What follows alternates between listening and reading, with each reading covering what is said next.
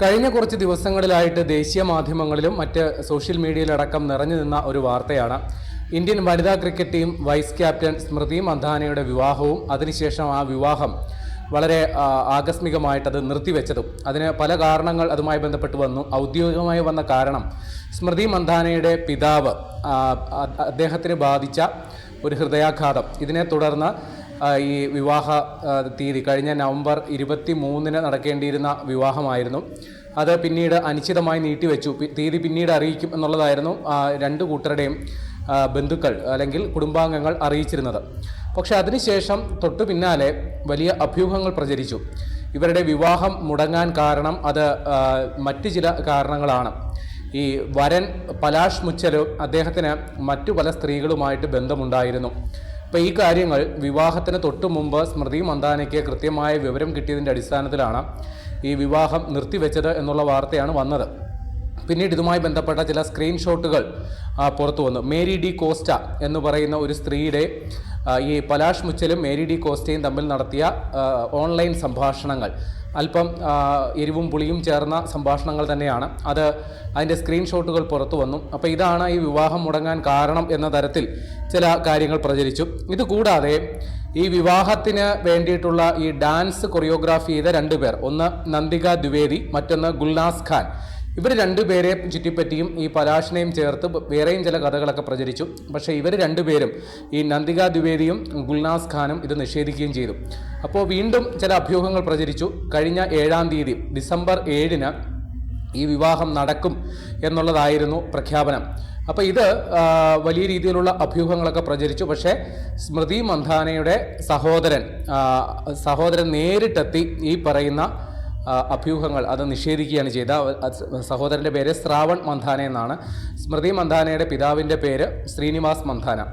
അപ്പോൾ ഇത്തരത്തിൽ, അതായത് വിവാഹത്തിന് അന്നേ ദിവസം തന്നെ ഈ പലാഷ് മുച്ചലും ആശുപത്രിയിൽ പ്രവേശിപ്പിക്കപ്പെട്ടു. അത് അദ്ദേഹത്തിന് ടെൻഷൻ കയറിയത് മൂലമുള്ള ചില ആരോഗ്യ പ്രശ്നങ്ങളാണെന്നാണ് അദ്ദേഹത്തിൻ്റെ കുടുംബം വിശദീകരിച്ചത്.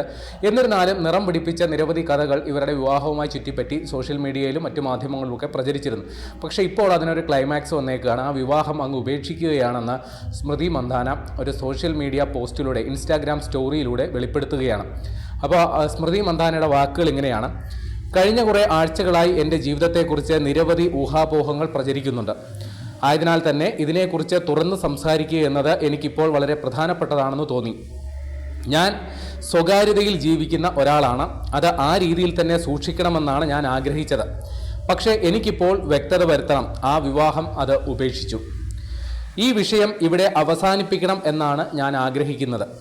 നിങ്ങൾ എല്ലാവരും അങ്ങനെ തന്നെ ചെയ്യണമെന്നും ഞാൻ ആഗ്രഹിക്കുന്നു. രണ്ട് കുടുംബങ്ങളുടെയും സ്വകാര്യതയെ മാനിക്കണമെന്ന് അഭ്യർത്ഥിക്കുകയാണ്. ഞങ്ങളുടെ രീതിയിൽ മുന്നേറാനും സ്വന്തം ഇടങ്ങളിൽ ഞങ്ങളുടേതായ രീതിയിൽ മുന്നേറാൻ അനുവദിക്കുകയും വേണം. നമ്മളെ മുന്നോട്ട് നയിക്കുന്ന ഓരോ ഘടകങ്ങൾ ഉണ്ടാകും എന്നാണ് ഞാൻ കരുതുന്നത്. എന്നെ സംബന്ധിച്ച് അത് എപ്പോഴും രാജ്യത്തിന് വേണ്ടി ഉന്നതമായ മത്സരങ്ങളിൽ പങ്കെടുക്കുക, അതിനെ പ്രതിനിധീകരിക്കുക എന്നതാണ്. രാജ്യത്തിന് വേണ്ടി കളിക്കാനും കിരീടം നേടാനും ഇനിയും കഴിയും എന്നാണ് എൻ്റെ പ്രതീക്ഷ. എത്ര നാൾ സാധിക്കുമോ അത്രയും നാൾ വരെ ഇനി എൻ്റെ ശ്രദ്ധ അതിലേക്കാണ്. അപ്പോൾ രാജ്യത്തിന് വേണ്ടി എത്ര നാൾ കളിക്കാൻ പറ്റുമോ അത്രയും നാളും കളിക്കുക എന്നുള്ളതാണ് തൻ്റെ താല്പര്യം. ഇനി തൻ്റെ ശ്രദ്ധ അതിൽ തന്നെയാണ്. നിങ്ങളുടെ എല്ലാവരുടെയും പിന്തുണയ്ക്ക് നന്ദി. ഇത് മുന്നോട്ട് നീങ്ങാനുള്ള സമയമാണ് എന്നു പറഞ്ഞുകൊണ്ടാണ് സ്മൃതി മന്ധാന അവരുടെ ഇൻസ്റ്റാഗ്രാം സ്റ്റോറി അവസാനിപ്പിക്കുന്നത്. അപ്പോൾ നേരത്തെ തന്നെ ചില അഭ്യൂഹങ്ങളൊക്കെ പ്രചരിച്ചിരുന്നു. കാര്യം ഈ അതുമായി ബന്ധപ്പെട്ടുള്ള പോസ്റ്റുകളും വീഡിയോകളും എല്ലാം തന്നെ സ്മൃതി മന്ധാന അവരുടെ ഇൻസ്റ്റാഗ്രാം പേജിൽ നിന്നൊക്കെ നീക്കം ചെയ്തിരുന്നു. അതുകൂടാതെ അവരുടെ സഹതാരങ്ങളും സുഹൃത്തുക്കളും അടക്കമുള്ളവരും അതേ രീതിയിൽ പ്രതികരിക്കുകയും ചെയ്തു. പിന്നീട് ചില പൊതുവേദികളിൽ സ്മൃതി മന്ധാന വിവാഹമോതിരം ധരിക്കാതെയാണ് പ്രത്യക്ഷപ്പെട്ടത്. അപ്പോൾ ഇതോടുകൂടി ഈ വിവാഹം ഏതാണ്ട് മുടങ്ങി എന്ന തരത്തിലുള്ള കഥകൾ പ്രചരിച്ചിരുന്നു. അതിനിടയിലാണ് 7-ാം തീയതി വിവാഹം നടക്കും എന്ന രീതിയിലുള്ള അഭ്യൂഹങ്ങളും പ്രചരിച്ചത്. ഏതായാലും വിവാഹം ഉപേക്ഷിച്ച കാര്യം പലാഷ് മുച്ചലും ഇപ്പോൾ സ്ഥിരീകരിക്കുന്നുണ്ട്. പലാഷ് മുച്ചലും അദ്ദേഹത്തിൻ്റെ ഇൻസ്റ്റാഗ്രാം സ്റ്റോറിയിൽ കൂടെ തന്നെയാണ് ഇക്കാര്യം വെളിപ്പെടുത്തുന്നത്. അതായത് അദ്ദേഹം പറയുന്നത് ഇത്തിരി വൈകാരികമായിട്ടാണ്. അദ്ദേഹത്തിൻ്റെ പേരിലാണല്ലോ ഇപ്പോൾ കുറ്റം ആരോപിക്കപ്പെടുന്നത്. അപ്പോൾ തൻ്റെ നിരപരാധിത്വം ബോധ്യപ്പെടുത്തുന്ന തരത്തിലാണ് അദ്ദേഹം തൻ്റെ ഇൻസ്റ്റാഗ്രാം സ്റ്റോറിയിൽ പറയുന്നത്. അങ്ങനെ പറയുന്നത് ഇങ്ങനെയാണ്: അടിസ്ഥാനമില്ലാത്ത അപവാദ പ്രചരണങ്ങളിൽ ആളുകൾ പെട്ടെന്ന് പ്രതികരിക്കുന്നത് എനിക്ക് വളരെ ബുദ്ധിമുട്ടുണ്ടാക്കുന്നതാണ്. ഞാൻ ഏറ്റവും വിശുദ്ധമായി കരുതുന്ന കാര്യങ്ങളിലാണ് പലരും ഇത്തരത്തിലുള്ള അപവാദ പ്രചരണം നടത്തിയത്. എൻ്റെ ജീവിതത്തിലെ ഏറ്റവും മോശം ഭാഗത്തിലൂടെയാണ് താനിപ്പോൾ കടന്നു പോകുന്നത്. അത് ഞാൻ എൻ്റെ രീതിയിൽ നേരിടും. എൻ്റെ വിശ്വാസം മുറുകെ പിടിച്ച് എൻ്റെ രീതിയിൽ ആ പ്രതിബന്ധങ്ങളെ നേരിടും എന്നാണ് അദ്ദേഹം പറയുന്നത്.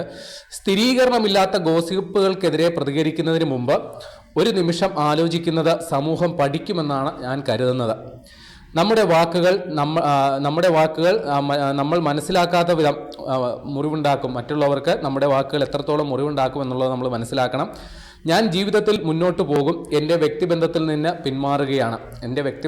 പിന്മാറുകയാണെന്ന് പറഞ്ഞാൽ സ്മൃതി മന്ദാനയുമായിട്ടുള്ള ബന്ധം ഉപേക്ഷിക്കുകയാണ് എന്നുകൂടി പറയുന്നുണ്ട്. അദ്ദേഹം ഒരു കാര്യം കൂടി പറയുന്നുണ്ട്.